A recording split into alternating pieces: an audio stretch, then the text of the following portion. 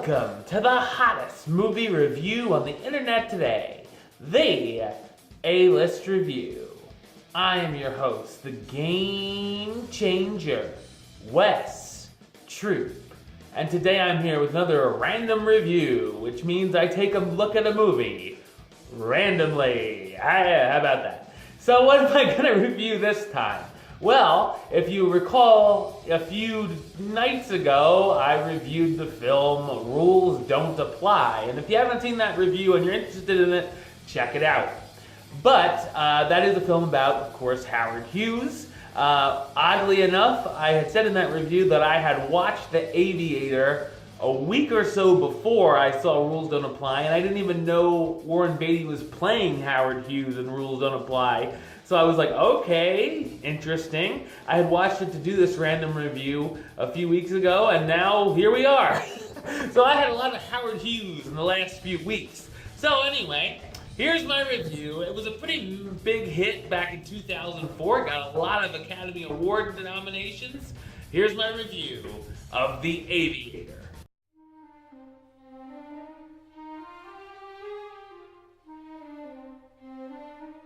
The look at the life and times of one of the most interesting figures of the 20th century, Howard Hughes. From the millionaire's interest in directing a major motion picture, romancing famous starlets, designing planes, breaking speed records, to founding his own airline, going to court, and much, much more, we get a better look at the historical man. So what did I think of The Aviator? I thought it's an intriguing, well-made, and wonderfully acted biopic drama. The film starts out when Howard was a young boy and quickly jumps to 1927, where he's already using his parents' drill bit money to make the film Hell's Angels, which was one of the most expensive films ever made at the time, using 24 cameras and 87 airplanes. Hughes wasn't happy with how anything looked when he watched the footage and was always coming up with new ideas and puts more and more money into the project. The cinematography when Hughes is filming Hell's Angels and we see him with a camera in a plane himself is fantastic, and it is through the entire film. We learn of the character's OCD and that nothing pleases him with many elements in life, and he becomes worse as the film goes on and he gets older. Hughes begins a relationship with the famous actress Katharine Hepburn, and there's a fun scene between the two taking place in one of Howard's planes. The flying scenes all look excellent, with a highlight being a test flight that goes terribly wrong, where he crashes in Beverly Hills and is severely injured. After this, Hughes begins to get extremely paranoid and begins tapping the phones of his new girlfriend and falls into a very deep depression. We also see some of the court case where Howard was accused of war profiteering.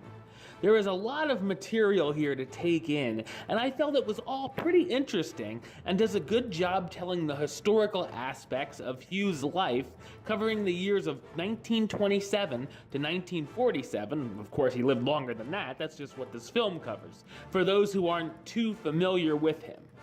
The film also almost clocks in at 3 hours, and I feel it's a little long, most people do, but it doesn't drag or make you just want to see it end at the same time.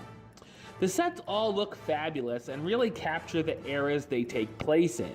Martin Scorsese directed the film, and as usual, he does fine work here. And he earned an Oscar nod for Best Director as well for this film. Leonardo DiCaprio is terrific as Howard Hughes, the mogul who becomes exceedingly interested in many expensive projects and careers. Cate Blanchett as Katharine Hepburn, the famed actress who dated Hughes for a time. John C. Reilly as Noah Dietrich, the chief executive officer of the Hughes Empire. Kate Beckinsale as Ava Gardner, another actress Hughes courts. Alec Baldwin as Juan Tip, the chairman of Pan Am and Howard's rival, and Alan Alda as Senator Owen Brewster, the senator who tries to strike up a deal with Howard before his case.